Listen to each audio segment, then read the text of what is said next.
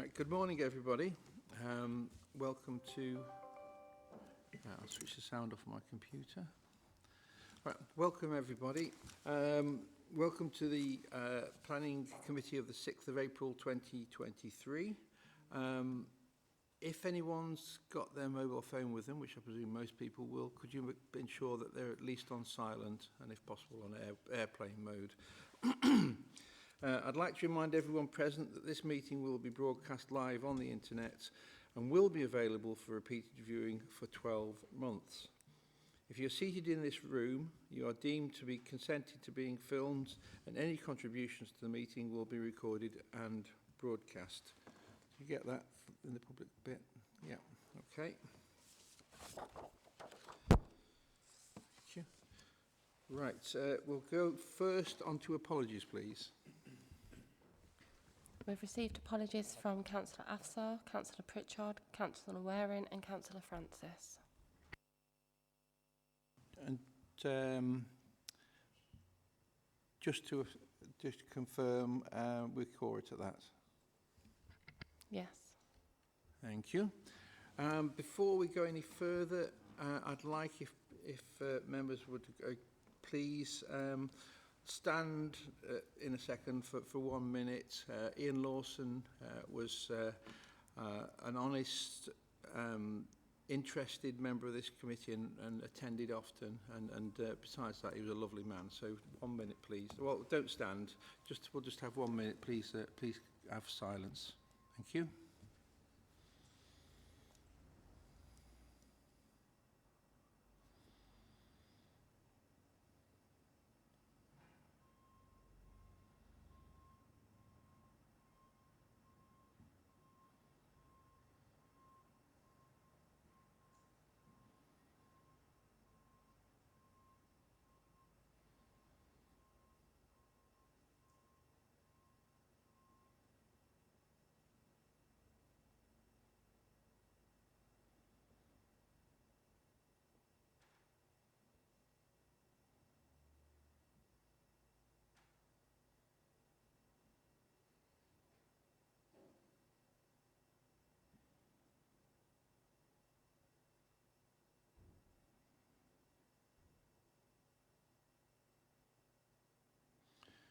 Thank you.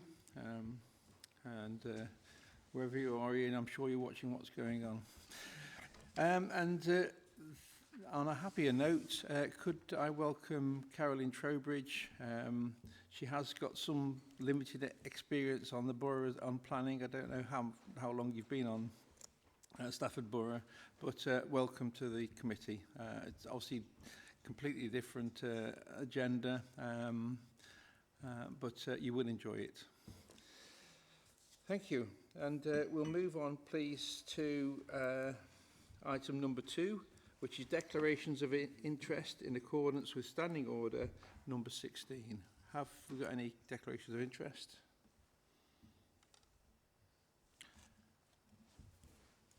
Johnny? My division is adjacent to, but not immediately associated with the anaerobic digester. Thank you. As Johnny's done at mine, the actual site is on the junction of 4 division, so I am also sit on the panel there as an outside body. Thank you for that. And Mike, do you want to say anything? No. Just finish the Carrick lot. Thank you. Right, we'll move on to minutes of the 1st of December 2022. Have you all had a chance to read them? Are you happy with them? Move it, Chairman. Okay, thank you. We'll sign them off.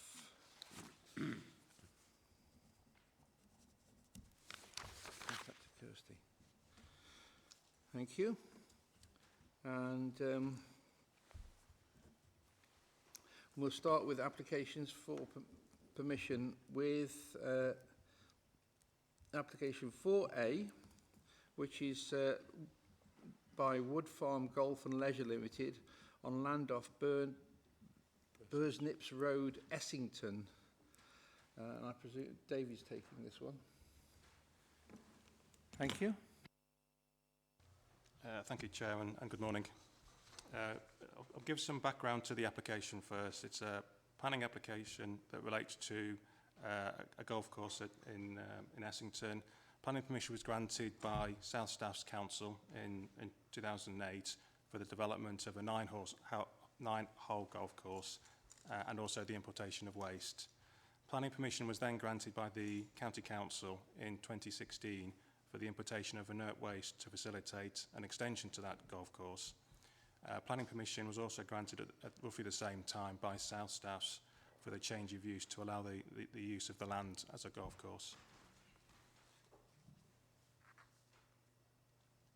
The location is shown on the red star on the map and also in Plan 1 of the report. The site is 450 metres northeast of Essington and is located between Broad Lane and Bursnips Road, and the site is in the South Staffs Greenbelt. So got the red star there and Essington is there. The planning application boundary is shown in red on the slide. The golf course granted by South Staffs Council is to the north of this site. So you can just see the area there. That's the area that planning permission was granted by South Staffs. The nearest residential properties are Rose Cottage, which is located near to the site entrance, which is on the slide there, and also Rycroft and North Barn, located between the access and the proposal area. Moving on to the proposal itself. This application is seeking additional time to allow the completion of the golf course, the importation of waste and topsoil, which should have ceased in 2021. Over 400,000 tonnes of inert waste and topsoil was required to achieve the landform that was the original application. The applicant estimates that a total of 129,000 tonnes of waste and topsoil is still required. No other changes are proposed. No additional inert waste or topsoil is required, and the final landform has not changed. I've got a couple of slides now just to show you what's happened on site. So you can see there that the work is carried on at the site with the importation of the waste material. No objections from technical consultees were received, and their comments are summarised in the report. Essendon Parish Council have objected, and this is summarised in paragraphs 29. 3 objections have also been received, and these are summarised in paragraph 33 of the report.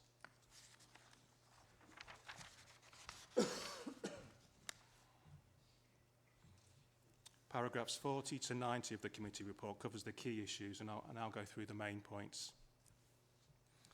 The principle of waste importation and of inert waste and topsoil was established in 2016, and it's important to consider the effects of the changes to the development plan, the site and the surrounding area. The site continues to operate, and there have been no significant changes in the vicinity of the site. The development plan has been updated, and this is detailed in Appendix 1 of the report. The National Planning Policy Framework, National Planning Policy for Waste, Planning Practice Guidance, Waste Local Plan and South Staffs Local Plan are all relevant to this application. The National Planning Policy Framework is under review, and the proposed changes are not considered relevant to this application. A review of the South Staffs Local Plan has been paused at the moment. As I said, the additional time would allow the waste landform to be completed. It is considered that the planning benefits of the proposal outweigh the planning objections, and the proposal is acceptable in principle, subject to the site-specific considerations, which I'll now go through. As I mentioned, the site is in the Greenbelt, and policy seeks to ensure that consideration is given to the impact of any development in the Greenbelt, and that substantial weight is given to any harm to the Greenbelt. Paragraphs 47 to 58 of the report provides the Greenbelt policy context. In this case, it is considered that the proposal would harm the openness of the Greenbelt and would represent inappropriate development. As with the previous application at the site, it is considered that very special circumstances exist to justify the departure from Greenbelt policies. Certain developments need to be referred to the Secretary of State before planning permission is issued. Given the scale, the nature and the location of this site, it is not considered necessary with this application. Moving on to the other matters raised in the representations, concern has been raised about the duration of development, traffic and highways safety associated with the operations, and also site monitoring. The Parish Council and residents have raised concerns about the time taken to import the waste and topsoil and for the golf course to be operational. The applicant has indicated there have been a number of constraints that have impacted the site from being operated at maximum speed and capacity. These include Brexit, the pandemic, and other landfill operations, and the cessation date does depend on the amount of waste going through, coming through the site, through the gates. Your officers have sought clarification whether the importation of inert waste and topsoil could be achieved in a shorter timescale. The applicant has confirmed they do not know how much waste will be brought into the site. Your officers have also requested and received plans showing the fill and the landscaping commitments to ensure that the proposals were comprehensive, detailed, practicable, achievable within the proposed timescales. Based on the plans and the timescale submitted, it's considered that the additional time would allow the approved landform to be achieved. The applicant has also indicated that options are being considered to enable public access to the course, and the Parish Council will be engaged to see how the facilities could be used. The parish and residents are concerned about heavy goods vehicles travelling through Essington and the use of Bognor Road, which has a weight restriction. No changes are proposed to the vehicle numbers. Conditions were included on the original planning permission, which restricts vehicle numbers in terms of, I think it's 40 per hour, and also to require the provision and use of a wheel wash, and to ensure that no vehicles leave the site in a condition whereby mud is deposited on the highway. Highways Development Control have no objection. The applicants explained that there are other operations close to the site, and vehicles may be travelling to and from these competing sites in the immediate area. The enforcement of the weight restriction is a matter for the Staffordshire Police. However, an informative is recommended to advise drivers of HGVs that Bognor Road should not be used. It is reasonable to conclude that the proposed development would not give rise to any material harmful impacts in terms of highway safety, subject to conditions and informative. In terms of the day-to-day operation, this is controlled by the Environment Agency, who have not objected. The County Council's planning regulation team also monitor the site, and they have confirmed that site visits have taken place and no enforcement action has been taken. Planning practice guidance indicates that planning authorities can impose new conditions provided the conditions do not materially affect or alter the development. It is considered reasonable and necessary to update the planning conditions. Paragraph 89 provides examples of the conditions to minimise the impact of the waste development. It is considered that the proposed development is acceptable. The recommendation is therefore that Planning Committee approve the proposal subject to conditions and informatives included in the report. Thank you, Chairman. That concludes my presentation. Thank you, David. Right, we have no objector speaking on this. We have Parish Council representative Christopher Steele. Would you like to come forwards, please, and make your representation? Are you okay with the microphone? Yeah, fine, thanks. Right. And you have 5 minutes once you switch your microphone on.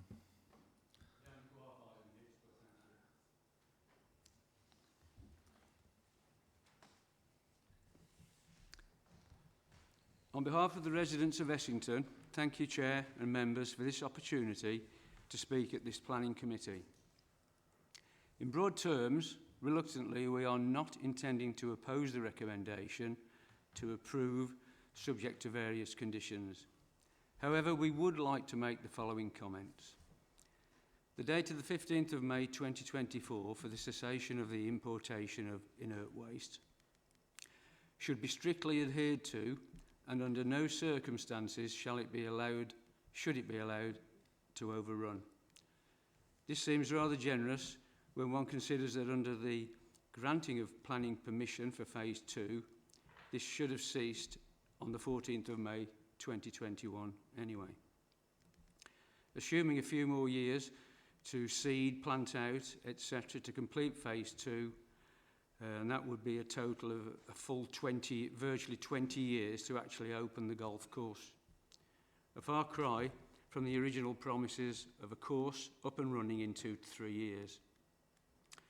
As one resident has commented, HS2 will probably be operational before this golf course. It wasn't me, by the way. The first 9 holes for Phase 1 is still not open to the public, some 15 years on from the original granting of planning permission in 2008. Also, we are somewhat perplexed at clause 18 in the applicant's case, which basically says, the applicant has explained that if the existing golf course were to be opened, the same roadway serving Phase 2 would be used, and there would be a mixing of visitors using the golf course, their vehicles, with waste delivery lorries, creating a danger. We were under the impression that condition 15 of the 1514-6012 catered for this, with a separate entrance being formed. And we also note that this is referred again in clause 11 accompanying the recommendation to permit the extension to 15th of May 2024. As the site is in the green belt, according to the NPPF, in order to allow inappropriate development, one has to demonstrate, and inverted commas, very special circumstances. And surely, the reason to import inert waste and form a golf course is for it to eventually operate as a golf course. Otherwise, surely the very special circumstances do not exist. The other main area of concern is the amount of HGVs coming through the centre of the village of Essington. The narrowest part of the road network in Essington is directly opposite the main entrance to the local St John's Primary Academy. I myself have witnessed HGVs mounting the curbs in extremely close proximity to children and parents. So I'm asking, is there any way we can restrict the HGVs to using the route past the school, let us say between 9 AM and 3 PM, that still gives 6 hours, in order to avoid the busiest times in the vicinity of the school? However, a much better solution for the residents of Essington would be a condition restricting access to the site via A roads only. That's me finished, thank you.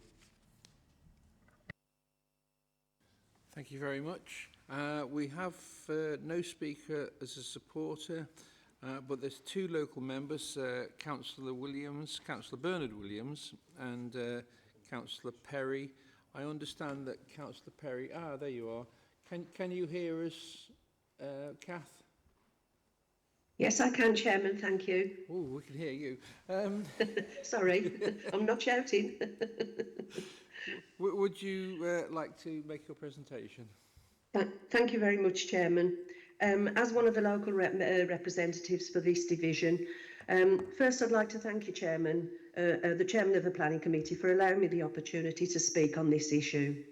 I also apologise that I'm unable to be present on this occasion. I'd also like to thank the officers for such a clear and comprehensive report on the subject, which leads me to the following observations. I understand that to refuse the application, as has just been said, would not be beneficial to any of the parties involved in this project, and I include the residents of Essington in this comment. However, I do feel that there has to be some sort of mechanism put in place whereby this application to extend the terms of Condition 4 can be regarded as absolutely the last extension to be associated with planning consent. Should a need arise in the future where yet another extension is required, it should form the basis of a completely new planning application. The residents of Essington have been very patient awaiting this facility, as you've just heard the chairman of the parish council say. We're all promised in 2008, and I do feel that now would be the time to at least give the residents a date when they can expect this facility to actually open for all to enjoy. Can I ask, is the date something which the developer are willing to share at this point? And if not, is there a reason which we need to be made aware of? I haven't got anything else further to say, Chairman. I need to support what's just been said by the parish chairman. But I do think the residents have been very patient on this, and something needs to be sorted. But as I said, it's not beneficial to reject this application. So I'll leave it to the members now to discuss it. Thank you very much, Chairman. Thank you, Kath. We will take on board all that you've said. Thank you. Thank you. We've got no other speakers, so we'll throw it open to members. Any comments, members? Paul? Thank you, Chair. David, excellent report, but then I'm going to say but. I've heard what's been said by the local people and the chairman of Essendon Parish Council. I've heard what the local member, Councillor Kath Perry, said, and just a few observations. No objection by the environment, no objection by highways, or even by our officers, but probably none of them live in Essington or have to put up with it. I'm sorry. 2009, it can be 3 years. 2012, that's 11 years ago. Yet we're giving them more time. I know it's going to go through today, but I don't want the people who are doing all this to think that in 2 years' time they come back, oh, we'll do it again, we'll do it again. So for that reason, I'm saying we throw it out. I know it won't be thrown out because I think the members probably will take officer's recommendation. But I've never wanted to sit here and just go along with the rest. So for that reason, I'm going to propose that the matter be not accepted. We go against officer's recommendation and no extra time be given. I've heard what Kath has said, and it may not be beneficial for the people of the village, but that is still my gut feeling. Would I like to live in Essington and have this going on for 14 years, the threat of it all just carried on, perhaps another 14 years? These people have made promises on many occasions and not kept them. So how can we now believe that in 2 years' time it will all be finished? And that is my views, Chair. Thank you. Johnny? Instinctively, I have some sympathy with Paul's position because it has been going on for an extremely long time. However, it would seem eccentric for the villagers to have gone through all this difficulty for so long and not get the best out of it. And therefore, to have the extended golf course and done properly, opening in 2024, I think is worth the extra few months. And so my feeling is that we should accept it, but that we really need to make perfectly clear that we don't expect to see them here again for a further extension. It must be done.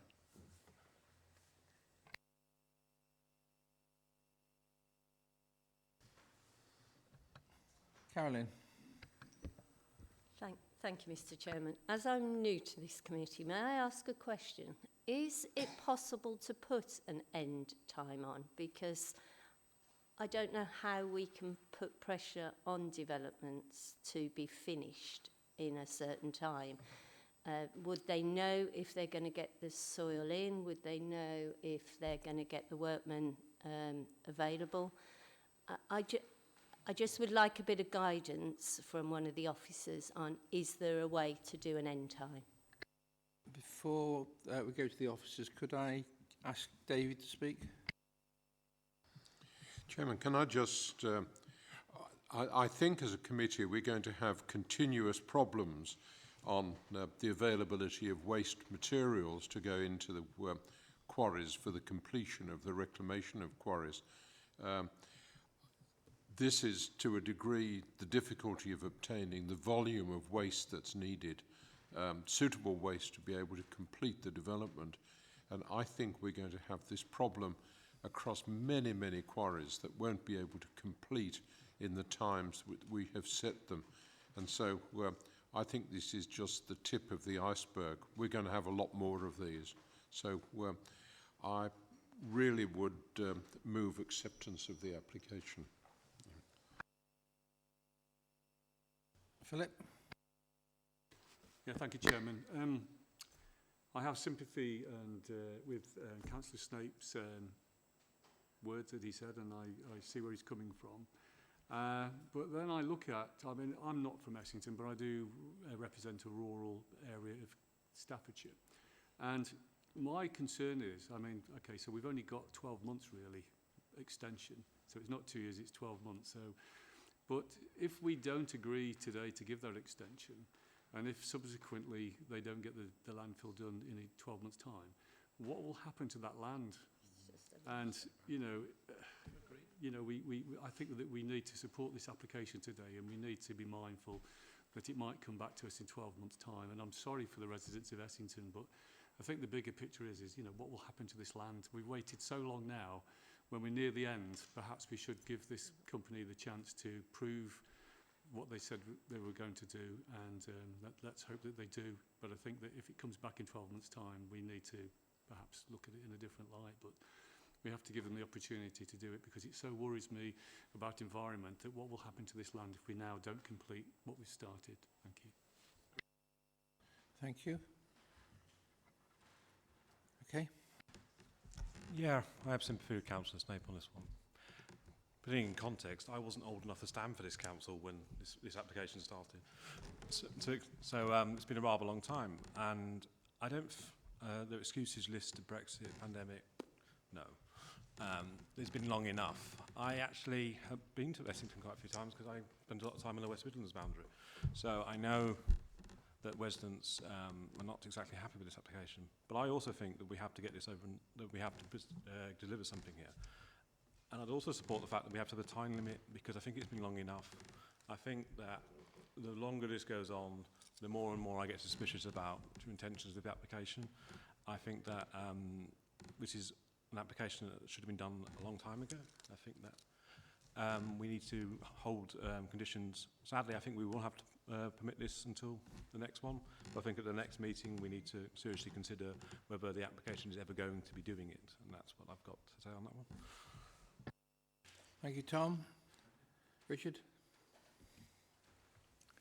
Thank you, Chairman. I understand the concerns of residents, but obviously it's clear that residents have concerns, but not necessarily putting in objections that would say that we should be making a decision to refuse, which I think would be the wrong decision, in the sense that actually, are you then, if you're refusing it, prolonging the whole situation further than actually 2 years even? So I worry about that.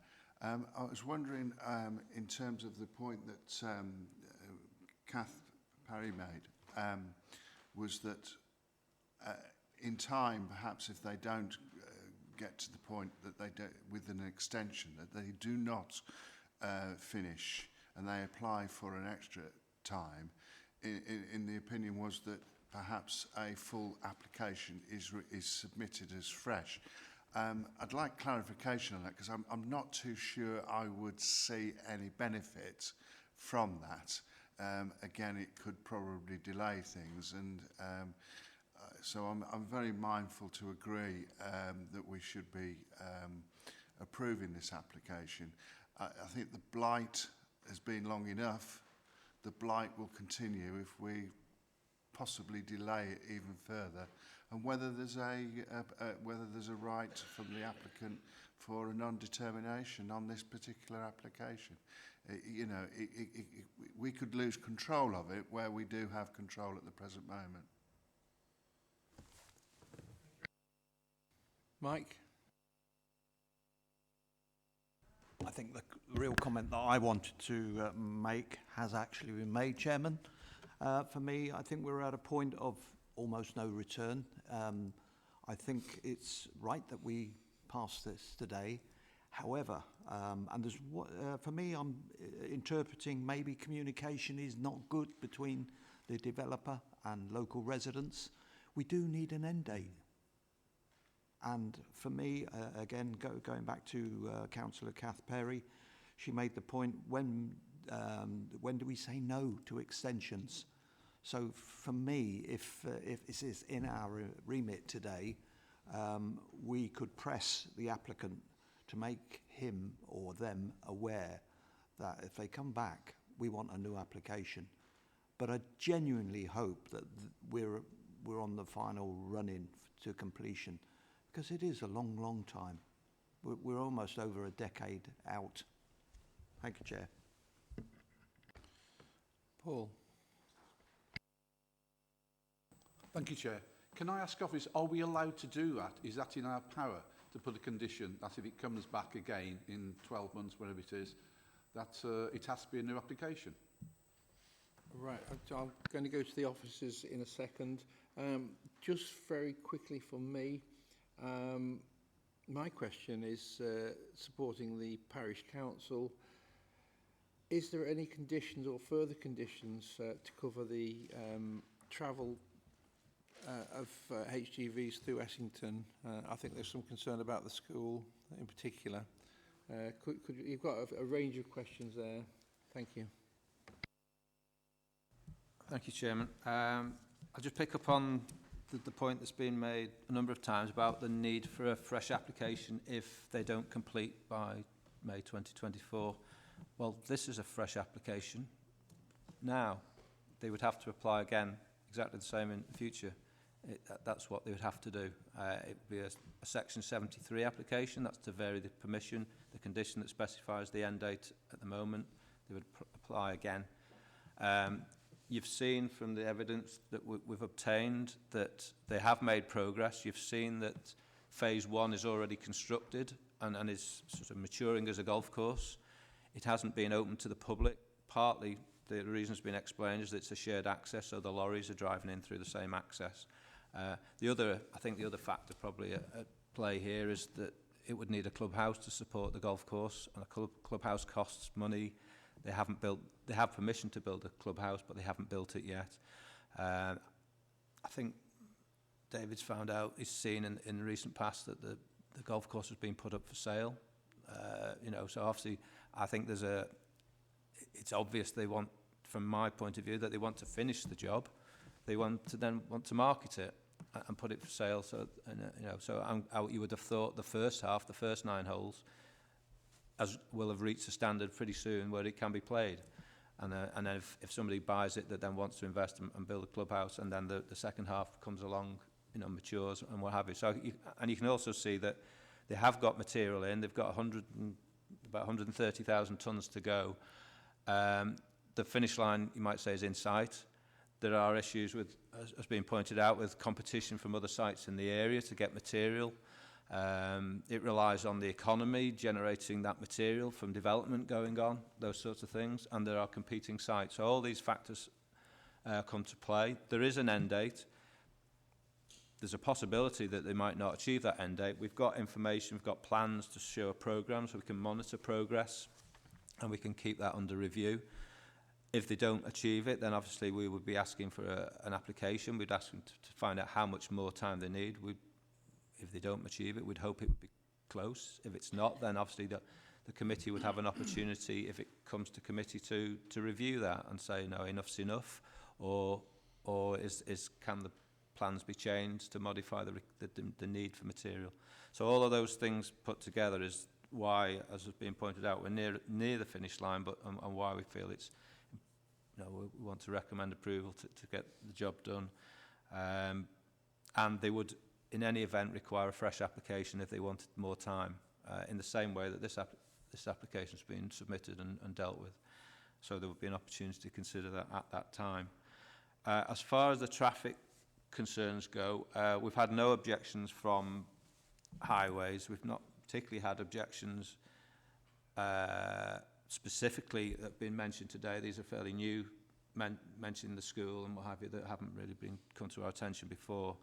There are competing sites, there are lorries in this area, lots of lorries in this area anyway, so distinguishing between the lorries going to this site and another site that could all be passing that school, you know, so we haven't got anything, we're not recommending anything specifically on this because it hasn't really been brought to our attention before now. I think that's right, David, isn't it? So Informative about reminding them about the HGV route. there is a route. Well, no, the weight restrictions.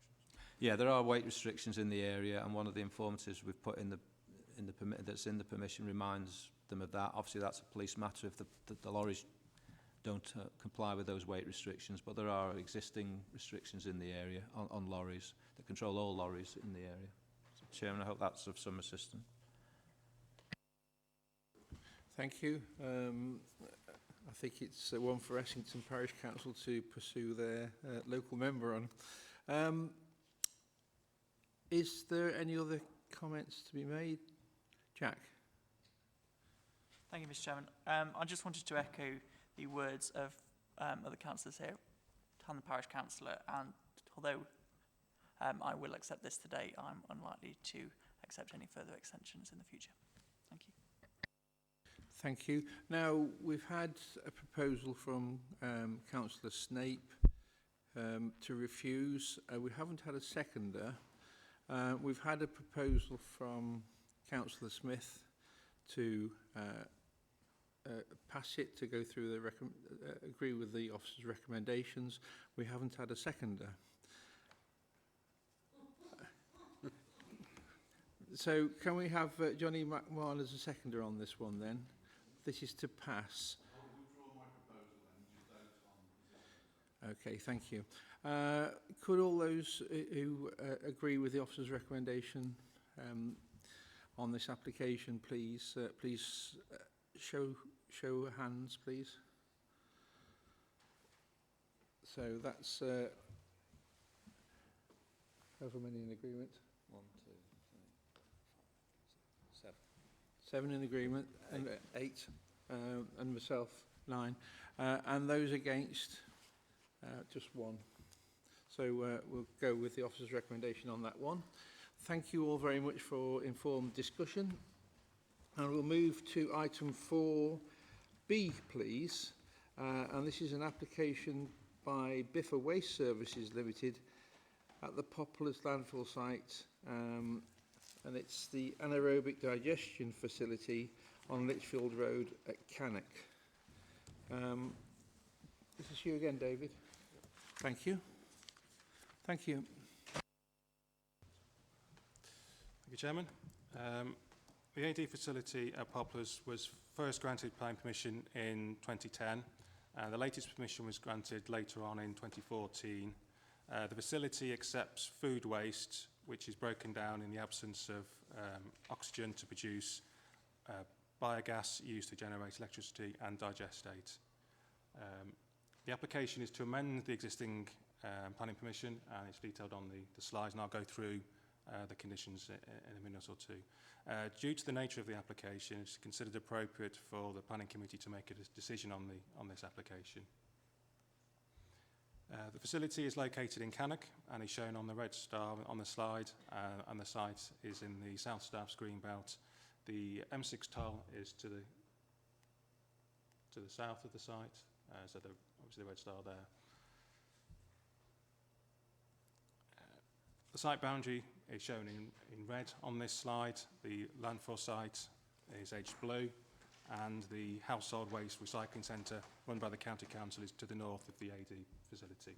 So we've got the AD facility there where the red dot is, then you've got the County Council household waste site, and obviously the larger landfill site there. The entrance to the site is off the A5190 Litchfield Road and the A460 Eastern Way roundabout, which is just there. The report details the residential, business and commercial uses nearby, including the houses to the north, which is there.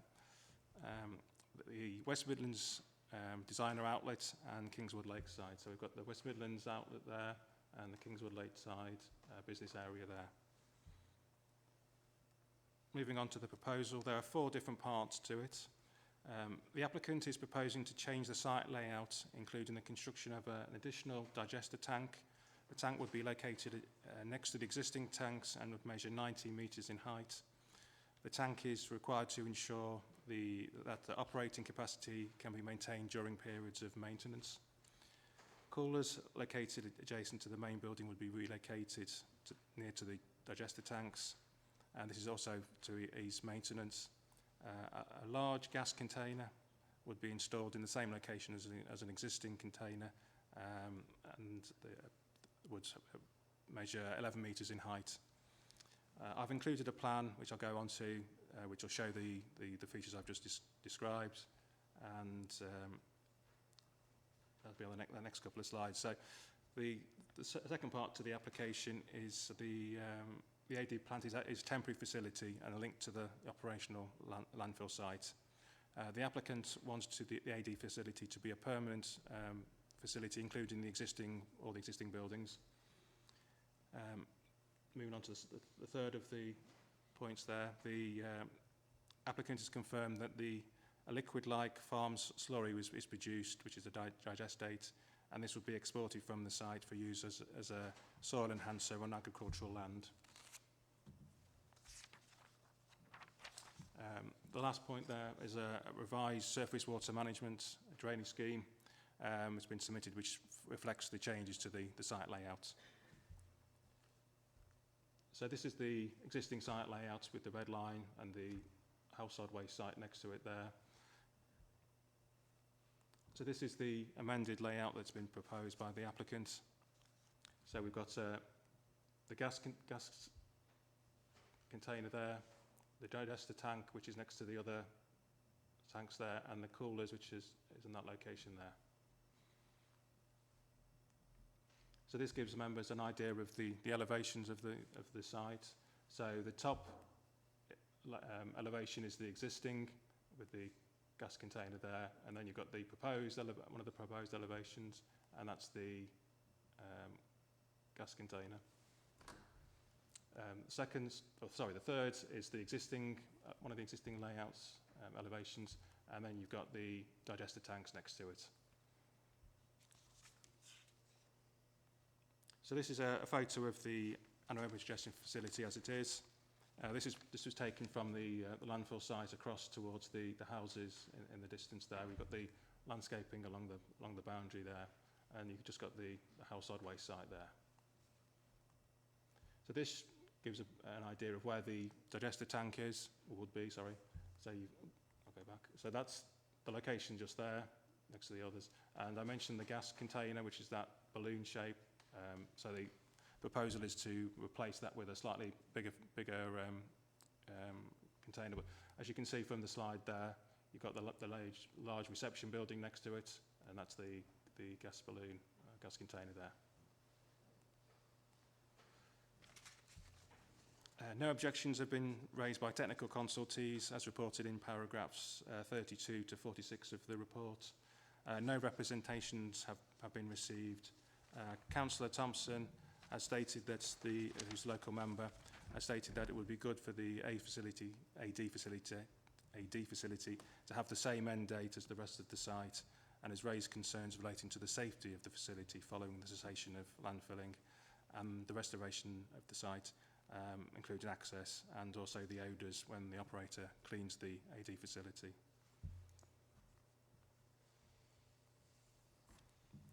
Moving on to the key issues, these are covered in paragraphs 52 to 127 of the report, and I'll now go through the main ones.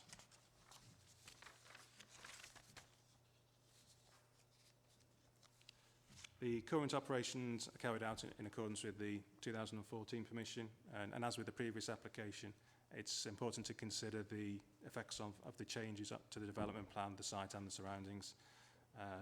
The site continues to operate, and the development plan has been updated, as I mentioned in the previous presentation. The benefits of the proposal are that they would allow the continuation of the treatment of the organic waste and the generation of electricity and digestate. The changes to the facility will not move the facility closer to residential properties or closer to existing employment land or closer to land which has been potentially allocated for future housing in a Cannock Chase local plan. It's considered that the planning benefits of the proposal outweigh the planning objections, and the proposal acceptable in principle, subject to the site-specific considerations, and I'll go through. As I mentioned earlier, the AD facility is in the Greenbelt, and the policy seeks to ensure that consideration is given to the impact of the development in the Greenbelt, as I mentioned in the previous presentation.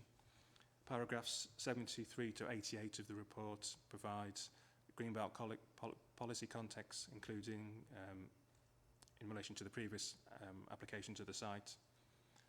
The proposals would harm the openness of the Greenbelt and would represent inappropriate development. It's considered that very special circumstances exist to justify a departure from the Greenbelt policies.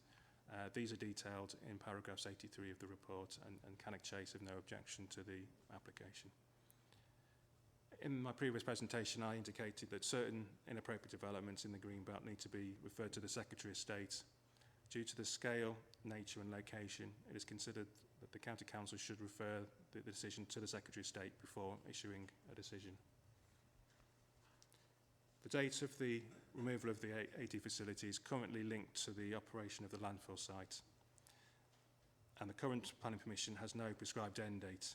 The cessation would be when the landform has been completed.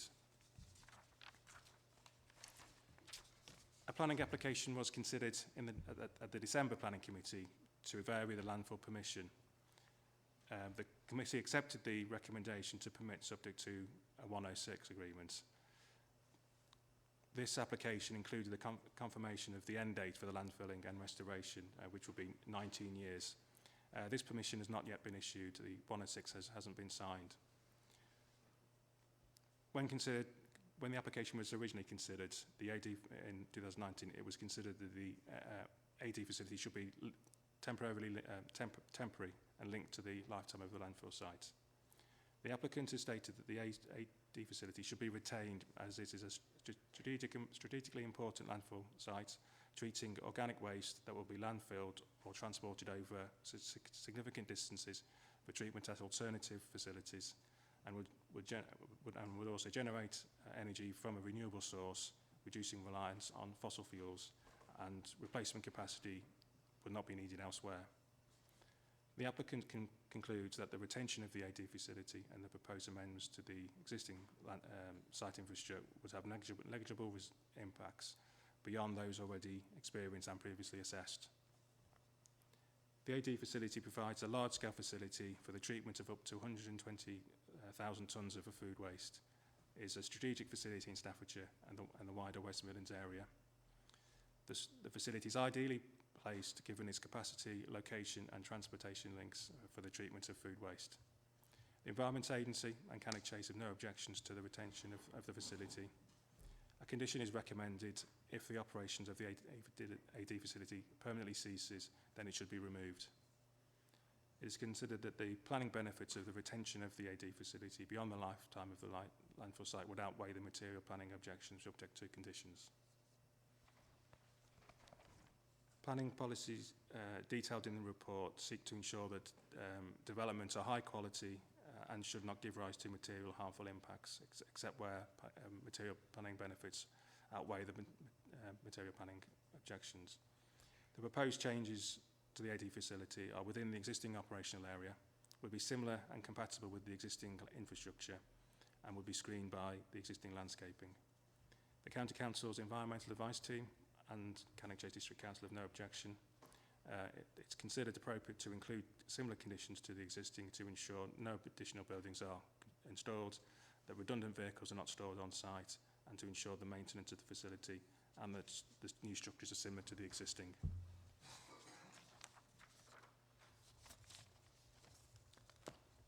The County Council's Flood Risk Management Team initially objected to the application and requested additional information. An updated surface water management scheme was submitted, and Flood Risk Management Team confirmed they have no objection. A condition is included to ensure the implementation of the details included in the new scheme. As I mentioned in the previous presentation, it's necessary to update planning conditions and include additional conditions. Paragraph 126 provides examples of conditions to minimise the impact of the waste development, and ensure the operation of the AD facility to high environmental standards. The proposal accords with the development plan and represents sustainable development, and there are no clear, convincing reasons why the permission should not be permitted. The recommendation is minded to permit, subject to consultation with the Secretary of State and subject to conditions and the informatives listed on the report. Thank you, Chairman. That concludes my presentation. Thank you, David. We've got no speaker as an objector. We have no speaker as a parish council representation. We do have a speaker supporting the application, and that's Mary Tappenden. Would you like to come forwards, please? Are you okay with the microphone? Okay. When you've switched it on, you've got 5 minutes. Thank you. So good morning, everybody. My name's Mary Tappenden. I'm Planning Manager for Biffa Waste Services. So thank you, Mr. Chairman, for the opportunity to speak this morning. Mr. Bray's already given you a detailed account of the application, and I just have a few points to make on behalf of Biffa. So the Poplars AD plant is the largest AD plant in the West Midlands region, and it's one of the largest nationally. The plant commenced commercial operation in April 2011, and it processes up to 120,000 tonnes of segregated food waste every year. The facility is the largest of 4 plants that Biffa currently operates across the country. So we have 3 other facilities in West Sussex, Leicestershire and Somerset. That network of sites, and the Poplars site in particular, with its central location, allows us to provide a valuable service to both our local authority customers and also our business and commercial customers, both nationally and regionally.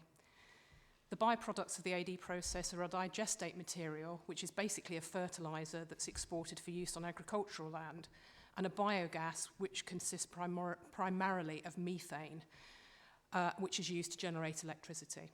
So the site generates 6.5 megawatts of electricity, with 6 megawatts exported to the national grid. The other half is used to power the plant.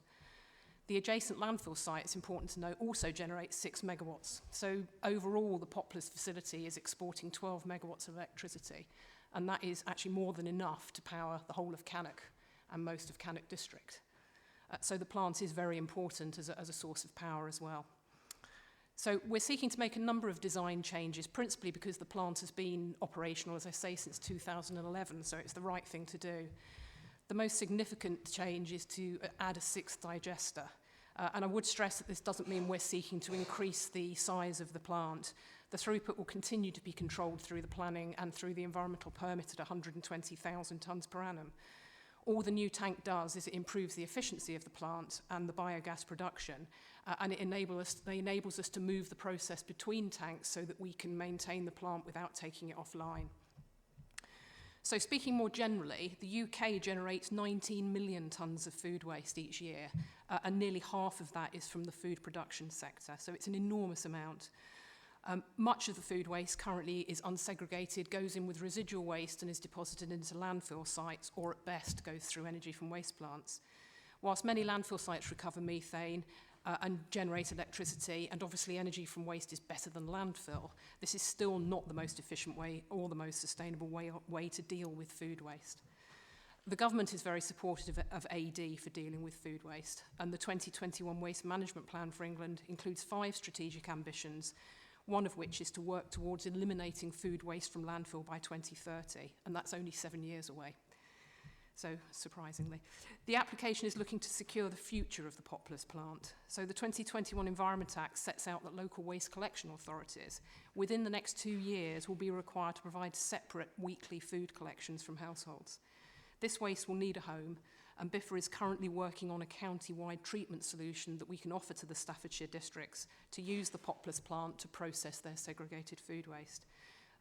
You might already know that we service Newcastle-under-Lyme and take their food waste already. So our business customers similarly will also be caught by the new requirement to separate food waste, and our hope is that this will in the first instance result in a reduction of the amount of food waste produced in the first place, and we already work with many of our national customers to reduce their waste arisings and to make sure that unavoidable wastes are recycled or used in energy recovery ahead of landfill. So the Environment Act will mean that the need for AD will increase, and we expect to see an increase in the number of applications for new facilities across the country. With this in mind, the Poplar site will be a valuable facility going forward, and if you're minded to grant this permission, it will continue to serve both Staffordshire and the wider area into the future. Thank you very much.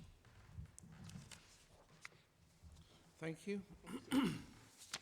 Right, now the local member is Samantha Thompson. She's not present, but she has given us a statement for me to read out. So if you'll bear with me. And it goes along the lines of, good afternoon. Thank you for allowing me to pass my comments on via Kirsty on application CH 1309721. And although it would be ideal to see the site finished and restored fully, I realise this isn't always viable, and having spoken to my colleagues and also knowing that there were no resident comments on this in regards to this consultation which went out, then I don't feel I can refuse this application. However, I do have a concern for how the area will be managed when the landfill site is closed and restored within 19 years, as I believe this area will then become an area where the public can visit. So at that point, I'll throw it open to members for any comments. We'll start with Philip Hudson, please. Yeah, thank you, Mr. Chairman. We have no objections to this application. And then if we look at the positive things about it, it's about a greener environment. It's about how we dispose our waste, and rather than burying it, and the way in which Biffa will hopefully dispose of the food waste, I think is very positive, and I will support the application. I know that at district level, a lot of the councils know that in the next couple of years that we're going to have to allow food collections as well. Obviously in East Staffordshire we don't do that at the moment, so I think this very much sort of future-proofs how we dispose of our waste. And the other positive thing is at least we're generating electricity out of it, which is then going back, could go back into the local community, as they said. There's enough electricity to run Cannock, so, it's very, very positive. So I think this is a positive step forward at this time. Thank you. Was there a proposal in that statement? Yeah, yes, Mr. Chairman, I'm very happy to propose. Paul, you indicated next. David, thank you for your report. On this occasion, there's no buts. Before I start, I am in favour of it. But I've been involved with this really for the last 13 years. I've been a councillor in Cannock. As I say, it's on the other side of my division, the actual junction we broke into 4 divisions. Going back 13 years, there was complaints received almost every day. The actual manager of the site was different than it is today. There was heavy smells coming out from it all, and everything, of course, was blamed on the digester, even though a lot of it was perhaps coming from the landfill site itself. A lot of malicious complaints as well, I've got to be fair, were made, because every complaint in the site is recorded and actioned. It's not just some phone where everything is dealt with properly.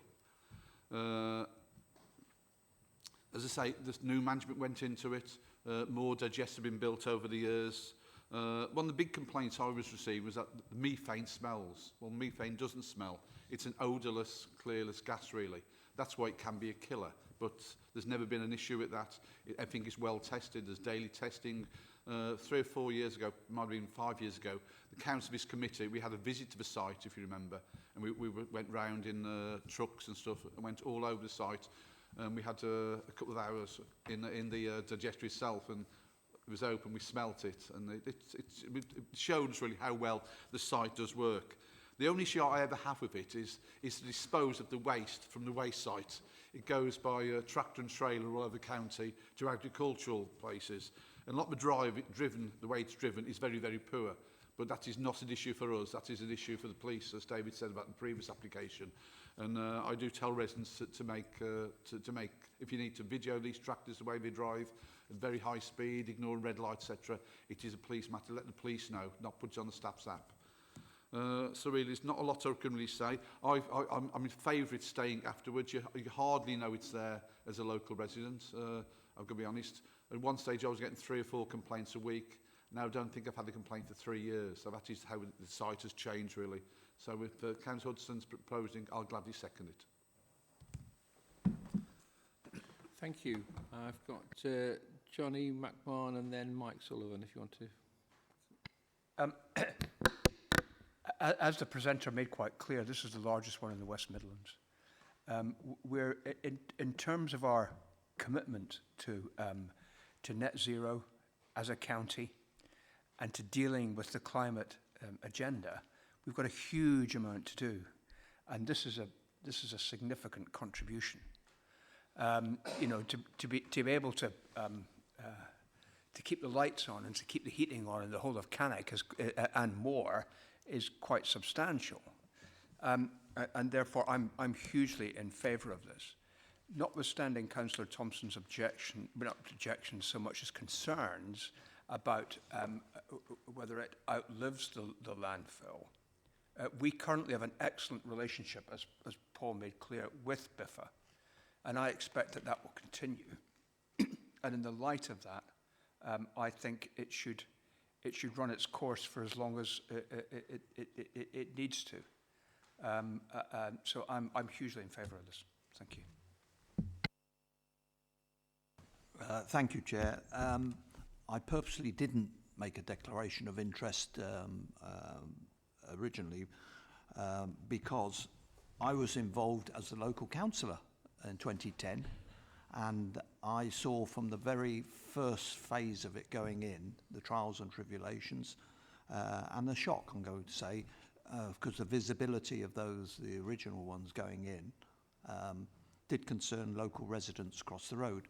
But I do compliment, again, Biffa, because we had members' representation there on a regular basis, and we had open access to the management there. So they have been a very good tenant. The observation that I've got now is, and it is really about the visibility from the road frontage. Looking at the plans, it doesn't look like it's going to impact, but if you're living in the houses adjacent from upstairs, and I do share with you, my son's got a house there, and if I go to his back bedroom, I can see clearly into it. You can actually see it. So I am just mindful of the visibility aspect of it. But then equally, the increased vehicle movements, that is a critical entrance. Particularly now, we've got the road network now, particularly around that area, we've got the new designer outlet. More and more cars are coming. They are coping at the minute. And there's an estimate of around 3 million visitors going to that site, so it's directly on that junction. That's not to say they are all travelling by car, but at the moment, most of them are. We've got plans for the rail network to increase, but that's a decade away. So I am just, those are the 2 points. Will additional vehicle movements impact that junction? But also equally supportive of Biffa's application here today. Thank you. Thank you, Mike. Carolyn. Just a very quick one. You mentioned the decision hasn't been made yet or completed for the Section 106 agreement, but you was expecting that soon. Can you just assure me that, because I understand that's a very important legal document that you're waiting to be signed, can you assure me that's nearly complete? Or if not, is there a way to put that in as another condition, please?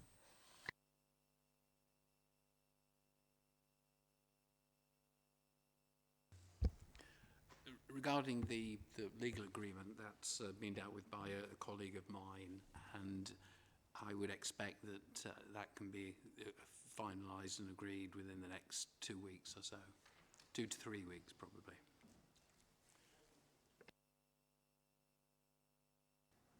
I don't think there's any questions for the officers there unless you've picked up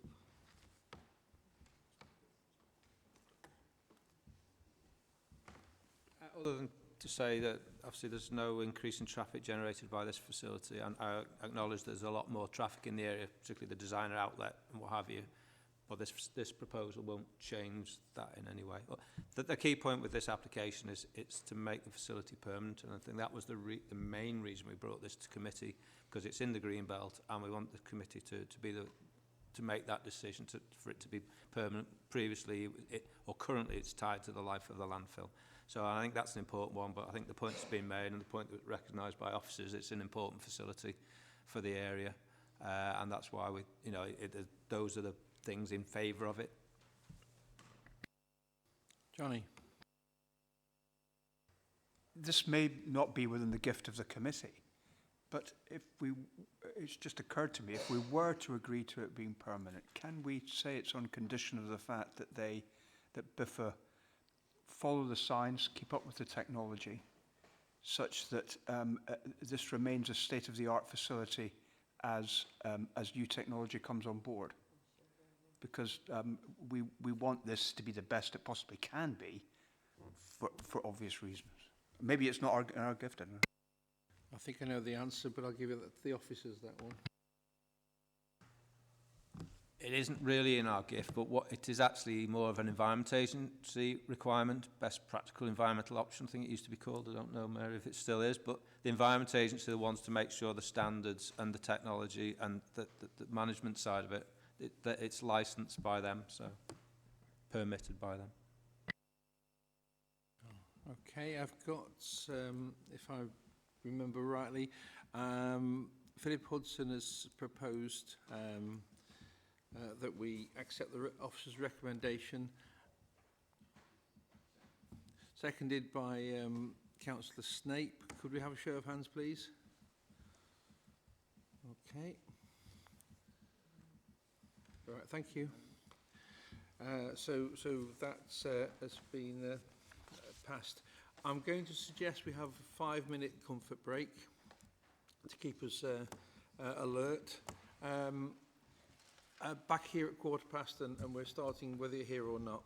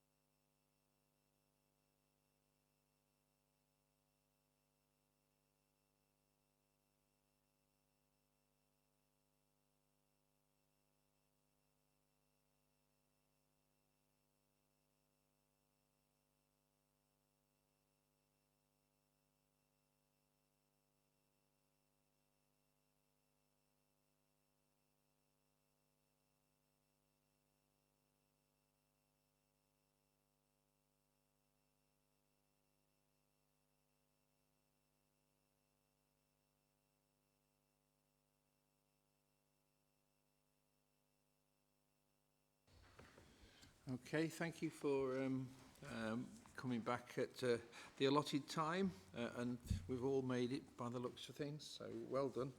And we'll go on to the last item on the applications for permission agenda, which is application 4C, and this is an application by Aggregate Industries UK Limited at Newbold Quarry, Concrete Products Factory, and that's at Barton under Needwood. And the application is to vary conditions 5, 6 and 7 of planning permission reference ES 2101501 MW following the temporary trial period to allow the Concrete Products Factory to continue to operate on a 24/7 basis and to allow bulk tanker deliveries to continue on Sundays and to allow the associated mobile plant to continue to operate at night. And I think, are you taking this one? Yeah. Thank you, Mike. Thank you, Chairman. Councillors, good morning. As has been explained, this is an application to vary an existing application at Newbold Quarry and to make permanent 24-hour weekend operations following a 12-month trial period, which was permitted by this committee in December 2021. There's the general location plan. It's Newbold Quarry lies to the southwest of Burton, between Taton Hill, Dunstall, Barton under Needwood, and immediately to the west of the A38, as you can see there. And this aerial photograph, again, just to give you a better idea, you can see that the quarry site, a large site there, and then the factory is within the quarry site alongside other quarry plant here, the access to the quarry here, and there's an internal road that runs down to the factory and the plant site there, and then you've got the A38 running alongside here. The factory shares, so as I say, it shares the same access to the site off the A38 roundabout with the quarry and other ancillary operations that operate at the quarry. It's tied to the same legal agreement that requires the traffic to use the A38 except for local deliveries. So the proposals are to continue to allow the weekday 24-hour operations at weekends, to allow 3 bulk tanker deliveries on Sunday and public and bank holidays, and to continue to allow 2 items of mobile plant to operate outside at night at weekends. In terms of comments received in the applicant's case, though, the applicants explained that there's a high demand for the concrete block pavers, and they wish to maximise productivity of the factory by removing the downtime on a Saturday and Sunday.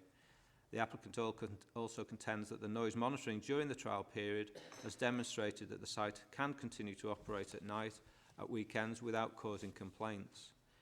The additional hours mean that 7 additional staff can be employed in an extra shift. And no other changes are proposed, and the applicant points out that the life of the factory is linked to the life of the quarry, which is currently 31st of December 2030, and is required to be removed as part of the restoration of the quarry. No technical consultees, including East Staffordshire Borough Council's planning and environmental protection officers, have raised concerns, and the local member has received no letters of complaint during the trial period. Barton under Needwood Parish Council commented that although they are not aware of any problems, they believe that the permission should be limited to 3 years, and asked for reassurance that the factory would cease when the quarry is worked out. No representations have been received from local residents. A site notice and a press notice were posted. The 35 neighbours previously notified were re-notified and have raised no representations on this application. As I've mentioned, Councillor Jessel, as local member, has confirmed that she has received no complaints about the factory during the trial. In terms of observations, I've considered 3 aspects here. The trial, the factory permission was first issued in 1988, varied in 2018, and more recently the trial period, which was allowed in January 2022.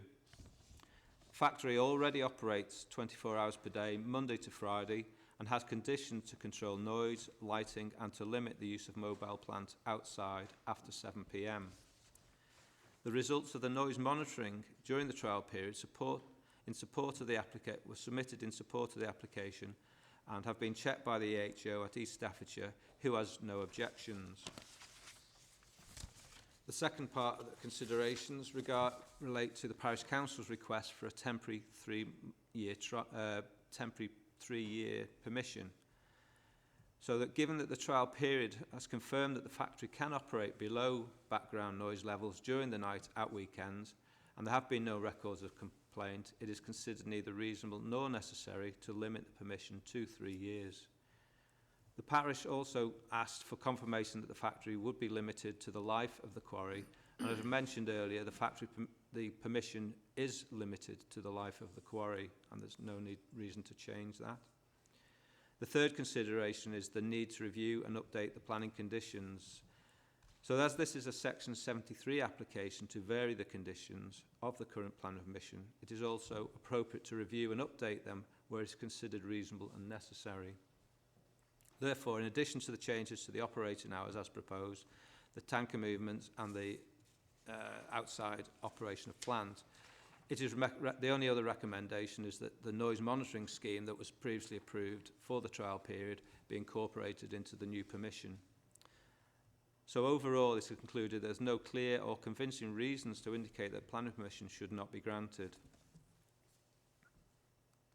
So the recommendation on page 86 is that it should be permitted subject to the conditions as set out in the report, Chairman. That concludes my presentation. Thank you very much. We've got one speaker, and that's in support of the application. Selina Gaskarth, could you please come forwards? You have 5 minutes once you're settled and you've got the microphone on.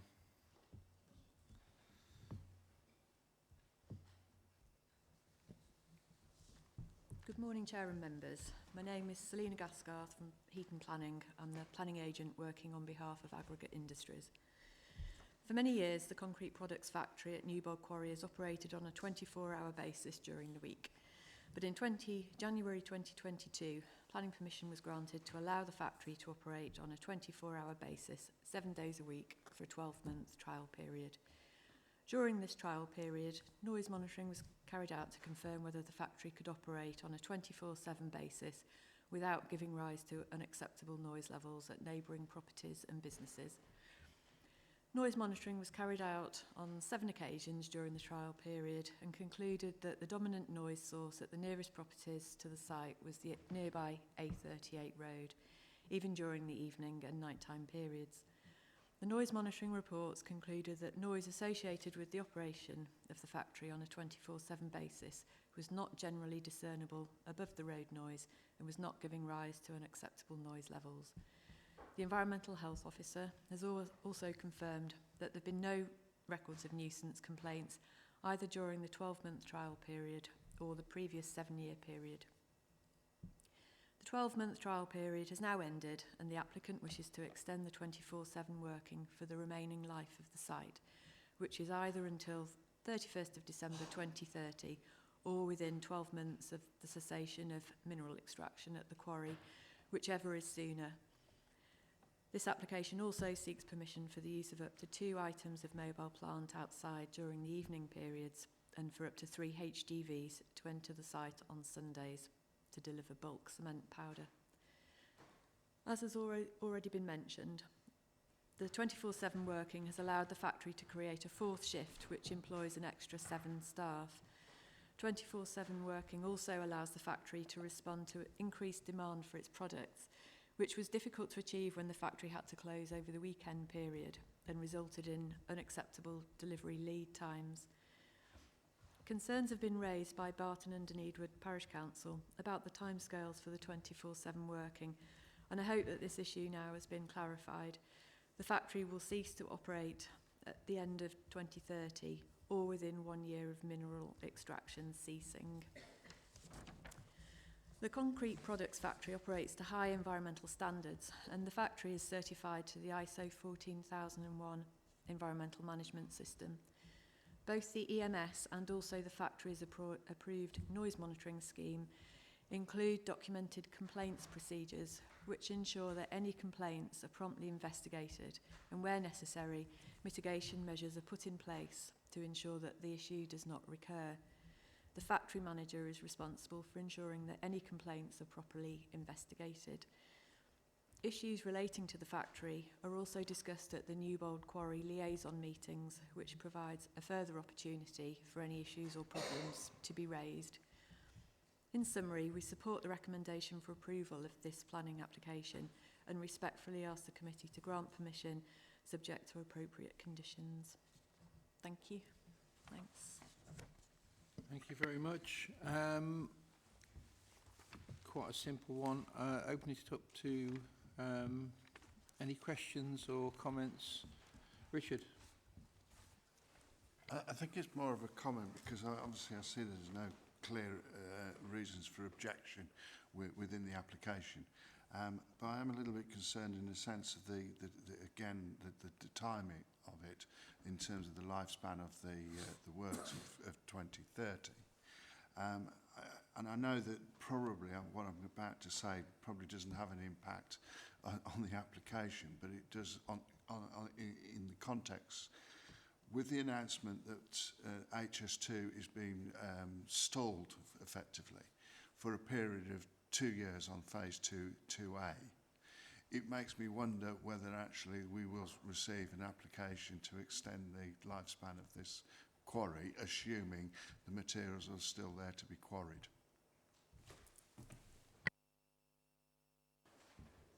And anyone else? No? There's a question for the officers there. The quarry, as an existing permission, requires cessation by December 2030. I think the reality is they're ahead of schedule, the rate of output. There's also worth bearing in mind there's a quarry extension application currently in, but because they're already ahead of schedule, even that extension they can complete by 2030. They have permission to increase output to serve HS2, but that requires a sort of monitoring period because they wanted to increase the hours, and that was subject to a noise monitoring arrangements and trial period anyway. So yes, there is HS2 could have a bearing on the speed of output, but the quarry is already operating to a high level. Obviously, the vagaries of the economy can affect that, but that can affect the whole of the mineral industry. But generally speaking, at the moment, they're ahead of schedule in terms of output anyway. So 2030 is a reasonable proposition. It's worth adding that if, for any reason, like we've just dealt with the AD plant, the factory, if they wanted to make that a permanent facility, because it is next to another industrial estate, albeit it's within the quarry, currently the factory gets its supply of sand and gravel to make the concrete pavers from the quarry. I think the concern perhaps for the parish is that it could stay there, or they could import the sand and gravel and the factory could remain. That in a way would be a matter for the district, the borough, East Staffs Borough. At the end of the day, that would be a matter for them to make that decision at some future date if that was to happen. As things stand at the moment, it's ancillary to the quarry, and on that basis it's a county matter. To take it beyond that would then be a borough or district council matter. Okay, I hope that's of some help. Philip? Yeah, thank you, Chairman. I can feel the proposal coming on again. We have to look at this in what we've got before us. So this factory has been operating during the trial period and there's been no problems. There are no concerns or anything raised by anybody. And if we look at it from an economic point of view, there's 7 more jobs there and 7 more people will be given employment. So I think that I would like to propose that we accept this variation in conditions. Thank you. Thank you. Have we a seconder? Oh, Mike was first off the... And could we have a show of hands? Right, that's passed unanimously. We'll go along with recommendations. There's no exclusion of the public, I understand. That's right. So It's 11:30, and thank you all for attending and for a very well processed meeting. Thank you. Thank you, Chairman.